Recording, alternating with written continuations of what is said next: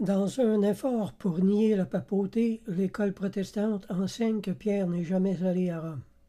Alors, si Pierre n'est jamais allé à Rome, la papauté n'est qu'une invention. Voilà leur argument. On dit qu'il n'y a aucune preuve biblique que Pierre n'y ait jamais mis les pieds. Je vais vous prouver le contraire, frères et sœurs. La Bible dit, et plusieurs documents historiques et même des théologiens protestants l'avouent eux-mêmes également. En Actes 12:7, il est écrit « Pierre leur raconta comment le Seigneur l'avait tiré de sa prison, et il dit « Annoncez-le à Jacques et aux frères. » Puis il sortit et s'en alla dans un autre lieu. Pour aller où? Plus que probablement à Antioche, qui était une ville refuge pour les chrétiens persécutés. Galates 2:11 nous confirme son passage. Pierre est allé là-bas, vraisemblablement, pour y trouver asile et en même temps pour fortifier cette Église, comme il le faisait dans toutes les autres Églises. Je cite ici l'historien Daniel Rops dans son excellent manuel « L'Église des apôtres et des martyrs ». Bien loin de ralentir l'expansion de l'Église, la persécution d'Hérode l'aida. Elle poussa davantage de chrétiens à quitter la ville sainte et aller chercher refuge en d'autres lieux. L'une de ces communautés chrétiennes de l'extérieur va recueillir bon nombre de fugitifs et prendre une situation primordiale. Antioche, vers laquelle la tradition pense que Pierre lui-même se dirigea, ville grecque universaliste par nature, devait relayer Jérusalem comme la capitale de la foi. Fin de citation. Voilà le témoignage historique. Antioche comptait à l'époque 250 000 hommes. Antioche était alors une des premières villes de l'Empire, la troisième ou la quatrième en importance. Les séjours que Pierre fit à Antioche sont certains. Daniel Rops écrit de nouveau « Après la destruction de Jérusalem en Palestine en 70, la terre natale de la foi, le christianisme n'a plus aucun rayonnement. La ville reconstituée sur les ruines de Jérusalem possède encore une communauté de fidèles, mais ce sont les cités grecques de la côte qui groupent le plus de croyants. Antioche a pris la relève et continué à jouer le rôle de métropole chrétienne. » Fin de citation. Au lendemain de la persécution de Jérusalem, il y eut Antioche et puis Rome. Telles auraient été les trois étapes par lesquelles le christianisme serait passé de la petite communauté close de la ville sainte à l'universalisme, selon qu'il est écrit, car il est notre paix, lui qui des deux n'en a fait qu'un, et qui a renversé le mur de séparation, l'inimitié. Les deux quoi? Les deux peuples, les deux bergeries, c'est-à-dire les Juifs et les nations du monde. Pierre était bel et bien à Rome quand, en 64, il écrit sa première épître de Babylone, dit-il, en 1 Pierre 5:13. L'Église des élus qui est à Babylone vous salue. La présence de Pierre à Rome se confirme dans sa première lettre, où le mot code Babylone est utilisé pour désigner Rome de la même manière que dans le livre de la Révélation. Pierre écrit cette lettre au lendemain de l'incendie de Rome par Néron, à cause des persécutions qui avaient été déclenchées. Babylone était alors le sens symbolique qui signifiait la ville de Rome. L'apôtre Jean, dans son Apocalypse, emploie le même terme pour désigner Rome. Voilà pour la preuve biblique. Il y a ensuite le témoignage de Clément de Rome, dans son épître aux Corinthiens en 95. Il joint la mort de Paul à celle de Pierre. Si Pierre et Paul ont subi le martyre à Rome, c'est la preuve qu'il y était depuis un bon moment. Ensuite, il y a le témoignage de Polycarpe, le disciple de l'apôtre Jean. Il atteste lui aussi la double autorité de Pierre et de Paul qui, de leur vivant, se trouvent à l'église de Rome. Ensuite, il y a le témoignage de Polycarpe, le disciple de l'apôtre Jean. Il atteste lui aussi la double autorité de Pierre et de Paul qui, de leur vivant, se trouvent à l'église de Rome. En 107, dans son épître aux Romains, en allant subir le martyre à Rome, il dit de ne pas demander sa grâce à l'empereur. Ignace s'excuse d'écrire aux Romains sans avoir sur eux l'autorité de Pierre et de Paul. Il écrit « Toutefois, ce n'est qu'une prière que je vous adresse, je ne vous commande pas comme Pierre et Paul. » Fin de citation. De telles phrases n'ont de sens que si Pierre a été à Rome et leur a servi de conducteur spirituel. Dans le courant du IIe siècle, les témoignages deviennent très catégoriques. Irénée de Lyon, disciple de Polycarpe, affirme à 2 reprises que Pierre et Paul ont fondé l'Église romaine. Irénée écrit « Matthieu écrivit son évangile pendant que Pierre et Paul prêchaient le Christ à Rome et qu'ils jetaient les fondements de l'Église. » Denis de Corinthe affirme lui aussi vers l'an 170 que Rome et Corinthe doivent leur foi à Pierre et à Paul. Fin de citation. Clément d'Alexandrie maintenant, qui a vécu de 150 à 215, parle lui aussi, et je cite, « de l'Évangile prêché à Rome par Pierre et transcrit par Marc. » Papias, vers l'an 130, affirme que Matthieu mit en ordre les dires du Seigneur en araméen, et saint Irénée, un peu plus tard, précise que Matthieu mit par écrit l'Évangile chez les Palestiniens dans leur propre langue pendant que Pierre et Paul prêchaient à Rome et fondaient l'Église romaine.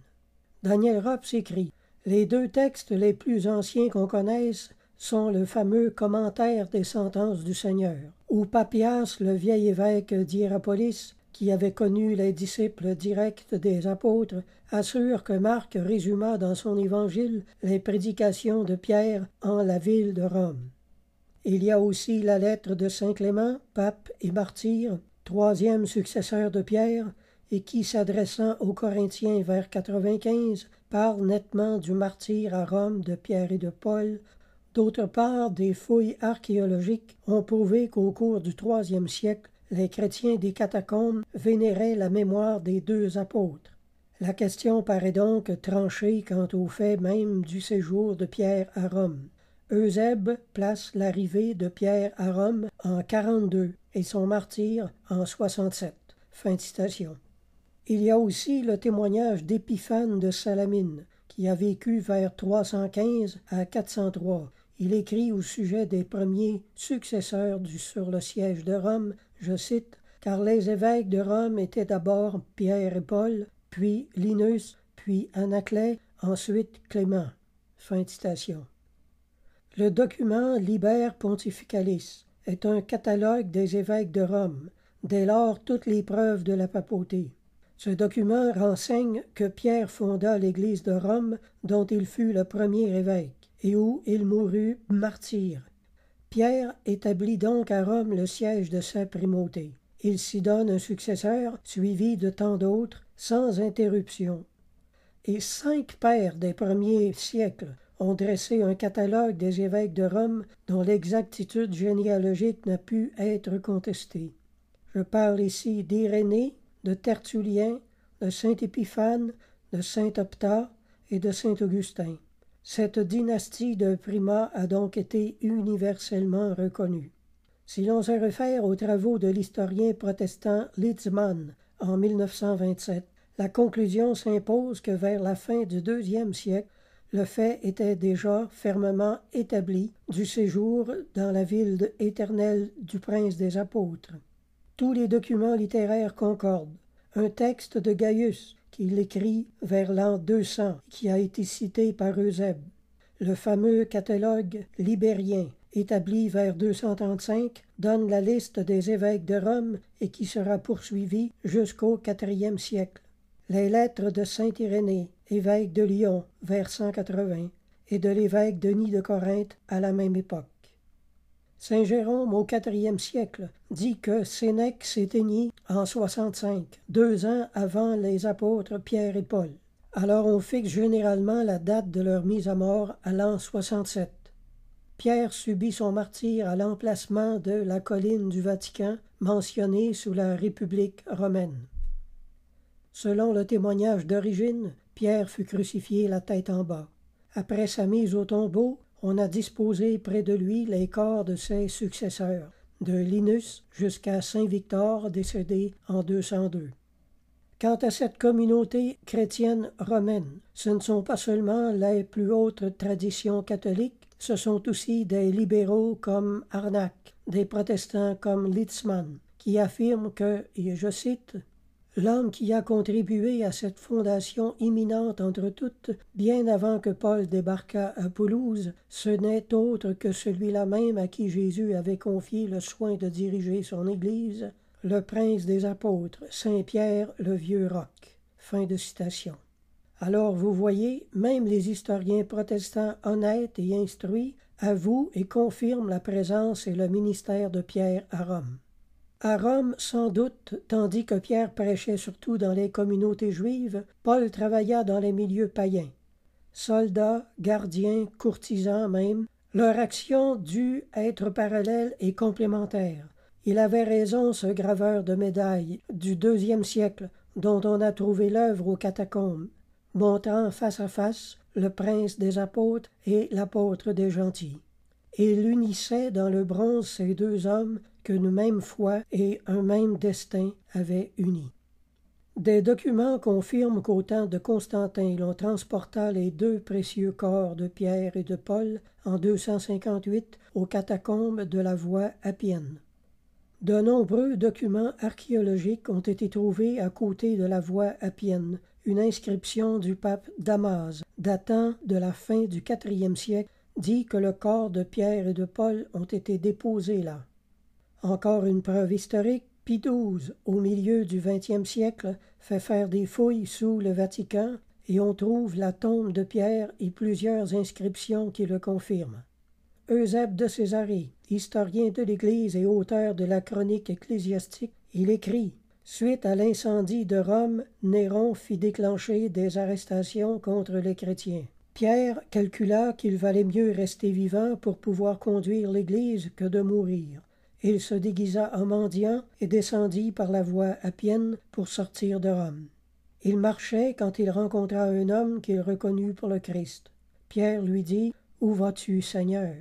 Il dit « Je vais à Rome mourir avec mes frères. » Honteux et contrit, il revint vers son troupeau. Fin de citation. Origène affirme qu'il fut crucifié à Rome la tête en bas également. Au début du IIIe siècle, il écrit aux montanistes « Je puis vous montrer les documents des apôtres que vous veniez au Vatican ou sur la voie d'Ostie, vous aurez sous les yeux les monuments des fondateurs de notre Église. » Fin de citation. Alors même l'archéologie révèle la présence de Pierre à Rome. Cyprien, évêque de Carthage au IIIe siècle, parle du siège de Pierre à Rome également. Irénée de Lyon a écrit au sujet de Clément de Rome, le troisième successeur de Pierre. Clément avait vu les apôtres et leurs prédications résonnaient encore à ses oreilles. Fin de citation. Alors, mes amis, toutes les preuves historiques sont devant vos yeux. Les documents anciens des tout premiers siècles les confirment tous. Pierre a été à Rome. Il y a exercé un long ministère, et il a nommé un successeur, Linus, et Linus en a nommé un autre après lui, etc.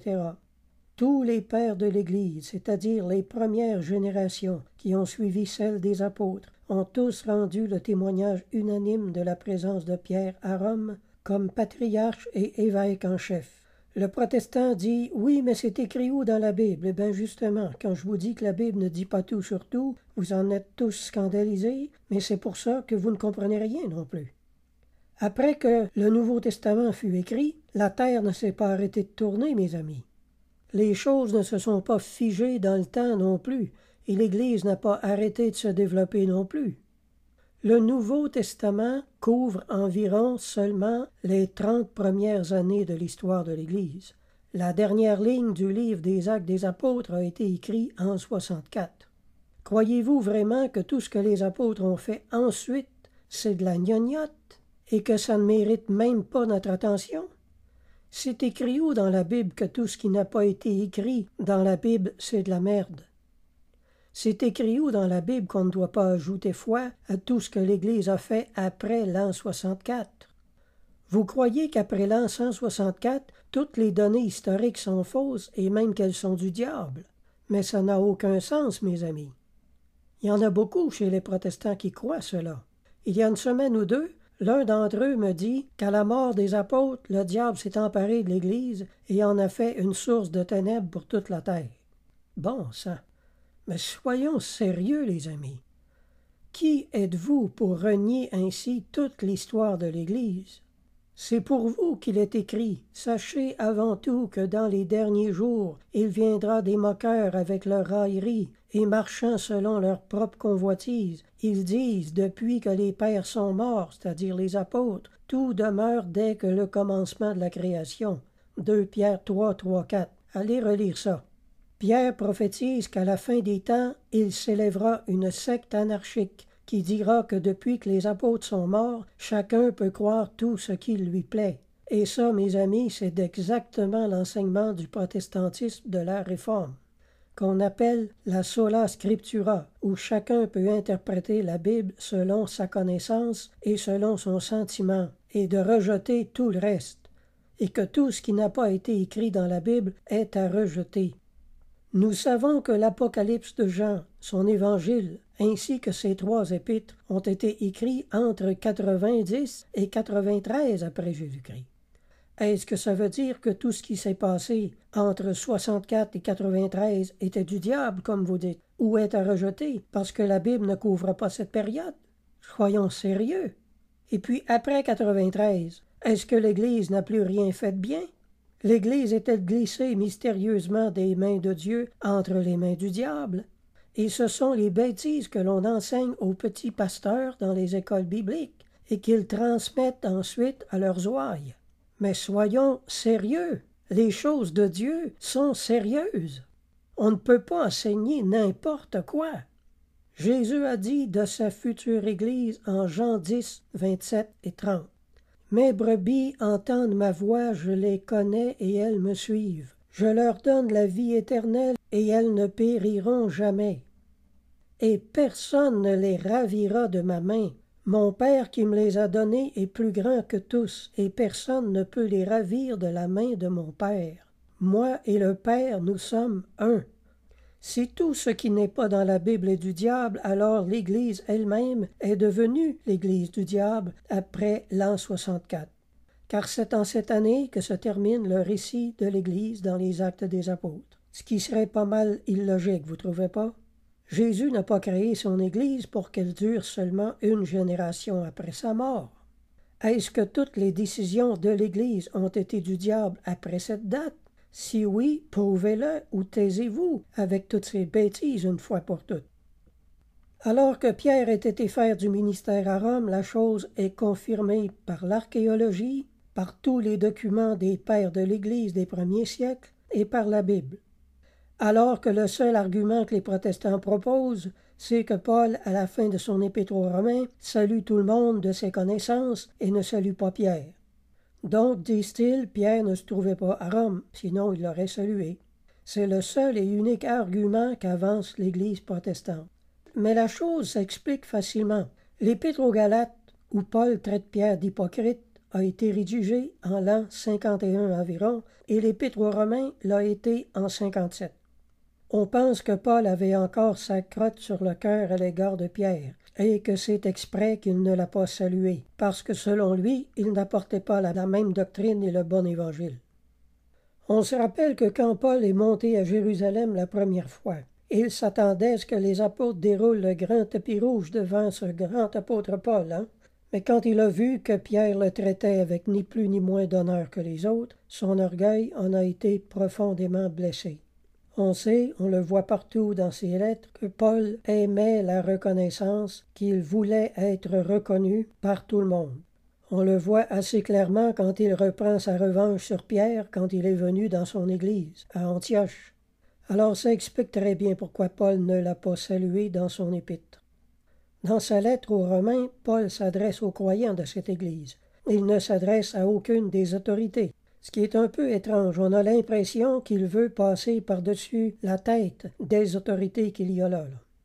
Alors faites attention quand vous lisez les 2 premiers chapitres de Galates. Ayez tout ça en mémoire, sinon vous allez tirer de fausses conclusions de cette histoire-là. La conclusion est bien que Pierre est séjourné à Rome et y a exercé un ministère de conducteur. Voici ce que conclut l'historien ecclésiastique Dom Charles Poulet. Aussi n'y a-t-il plus aucun savant qui ose nier le fait.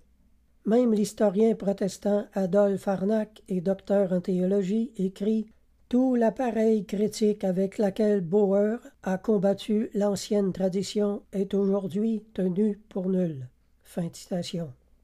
Le baron de Stark, malgré ses préventions de protestants, affirme et avoue, je cite, « La primauté de Pierre à Rome a le témoignage de toute l'Antiquité. » Fin de citation.